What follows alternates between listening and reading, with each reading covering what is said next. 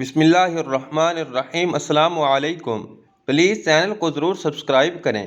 ایک بار حضرت علی رضی اللہ تعالی عنہ نے حضور فخر دو عالم صلی اللہ علیہ وآلہ وسلم سے عرض کی کہ یا رسول اللہ صلی اللہ علیہ وآلہ وسلم، آپ اپنی بیٹی اور اپنے داماد دونوں میں سے سب سے زیادہ کس سے محبت کرتے ہیں؟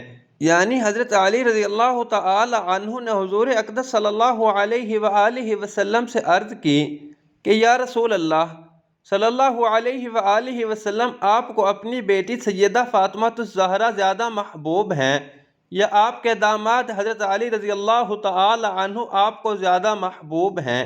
بڑا عجیب و غریب سوال تھا، لیکن سوال کس سے تھا؟ حضور فخر دو عالم صلی اللہ علیہ وآلہ وسلم سے۔ جتنا عجیب و غریب سوال تھا، اتنا ہی حضور صلی اللہ علیہ وآلہ وسلم نے عجیب و غریب جواب ارشاد فرمایا۔ اللہ اکبر۔